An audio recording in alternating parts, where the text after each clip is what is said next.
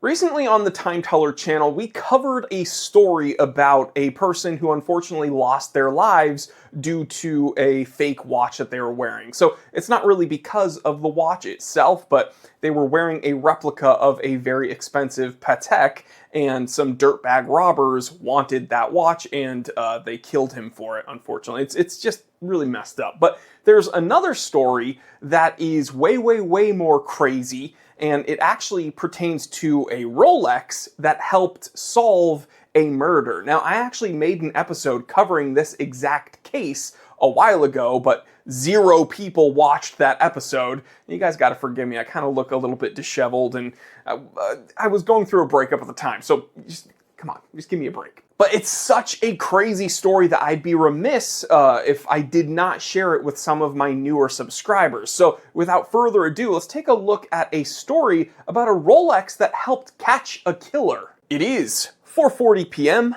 Let's get down to business.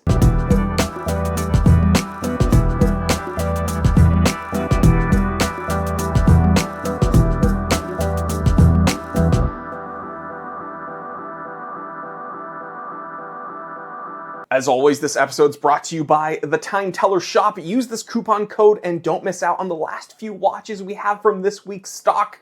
They're incredible pieces, and they're going fast.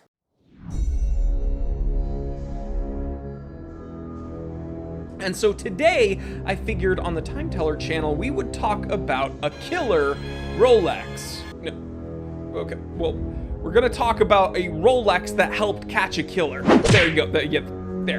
Sound interesting? Good. Welcome to the Time Teller True Crime channel. TTTTCC. Nice. All right, guys. So real quick, people get upset with me because I don't do wristwatch checks enough in my episodes. I'm wearing my SBBN 031 Big Tuna, the best dive watch that ever lived. And I know some people are going to be like, wait, Time Teller, it's not a T3 Spooky Ookie episode if you're not wearing the wolf mask. I've done that every year. I'm not going to do it anymore because we shoot in 4K now. We have editors. We got microphones. We got lighting. We got new PCs. We take this seriously, all right? No more goofball of the orology world. We are serious orologists. I'm sorry, man. You know what? I can't. I cannot take this seriously.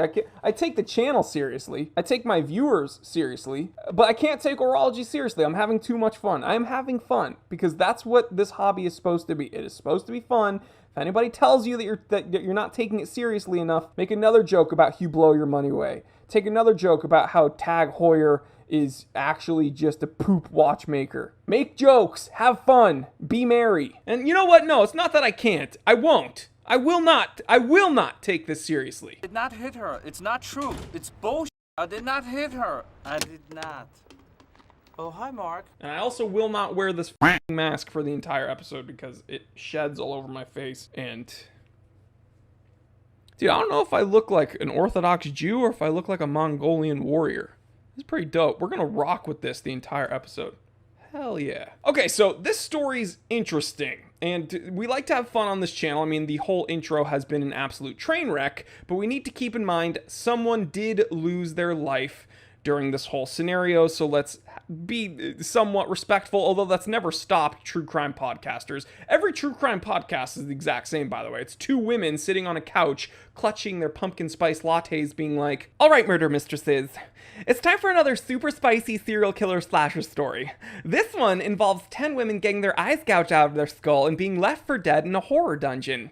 Now, I don't know about you guys at home, but if I got my eyes gouged out of my head and I was left for dead in a horror dungeon, I would literally die unless I had today's sponsor, Audible. Like, how are you going to describe the most tragic story ever in vile detail and then roll right into an ad read? It's impressive, honestly. Whatever. So, today's story takes place in 1996 when a fisherman off the coast of South Devon, UK, pulled up something that he was not expecting. A dead body. Now, investigators looked over this dead body and they confirmed it was a man with a head wound, but they just assumed that this guy hit his head and inevitably drown in the water. Easy peasy, right? Well, they were kind of shooting in the dark because they didn't have all that much to go on in the first place, aside from the location of the body, the fact that it was a grown man, he had a head wound, and he was wearing a Rolex Oyster Perpetual. And here's where you have to give some credit to the investigators, because I feel like some people would probably overlook this detail as just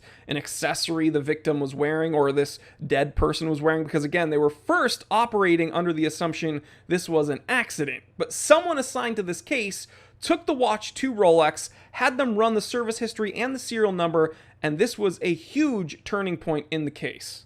Rolex noted that this watch was serviced by a certain Ronald Platt 10 years earlier in 1986, and investigators used that information, cross-referenced it with some pictures and some family information, and they have confirmed that the dead man was Ronald Platt. Now, they could have just left it at that, but the truth is, the watch came in handy once again. You see, the Rolex Oyster Perpetual is waterproof, has a date complication, and they factored in the power reserve to have a relative time that this person died. Now, they started looking further into what Ronald Platt was doing around this kind of rough time frame, and they found a name and phone number that kept showing up in Ronald Platt's notes. It was the number to a certain Albert Johnson Walker, using the alias David Davis. But when police tried to get in contact with Mr. David Davis, he wasn't home, so they spoke to the neighbors. And the neighbors said, well, we've never heard of David Davis.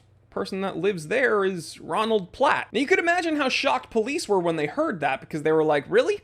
Ronald Platt lives there? Because we have a Ronald Platt in the morgue, and that Ronald Platt didn't live at the location that we are currently standing. So they waited and they arrested David Davis, real name Albert Johnson Walker, under the suspicion of murder and, of course, identity theft. And here's where everything kind of snowballed. So back in 1992, Albert Walker Johnson gave his associate Ronald Platt tickets for him and his family to move to Canada. And he convinced them to stay there for a while. He was like, you know what? The economy's better over there. You're gonna have a better time in Canada. Go just have some maple sugar candy and some poutine and enjoy yourself. Knock yourself out. Just don't come back here for a little bit. And Ronald Platt was like, yeah, that sounds good. Poutine sounds delicious. I'll take my family to Canada. And pretty much the second the Platt family stepped foot on the plane, Albert Walker Johnson assumed Ronald Platt's identity and started doing shady business stuff. You see, Albert Walker Johnson was a crook, plain and simple. Apparently, altogether, he could be tied to over 1.67 million pounds, and that's a lot of embezzled money,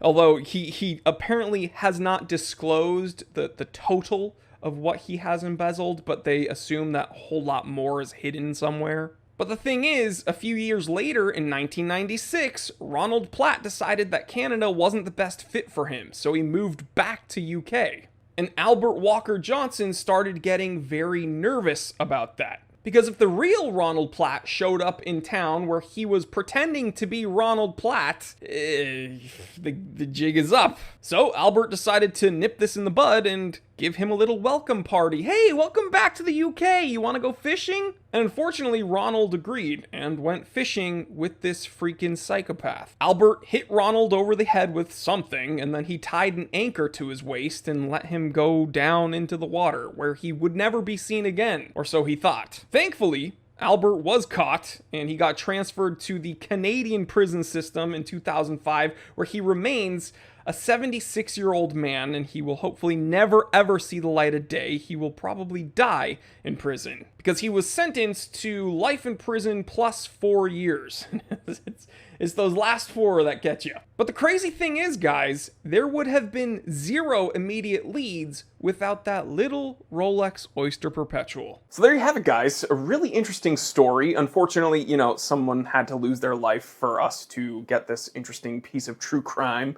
But yeah, that one piece of information, that one piece of evidence that stupid idiot murderer didn't take into consideration. But that's what got him caught. Alrighty, I will catch you on the next one. Let me know what you think about this story. Leave it in the comment section below, and I will see you there. Stay happy, stay healthy, stay blessed. I'm Jory Goodman, the time teller, and always remember, I didn't invent time. I just tell it.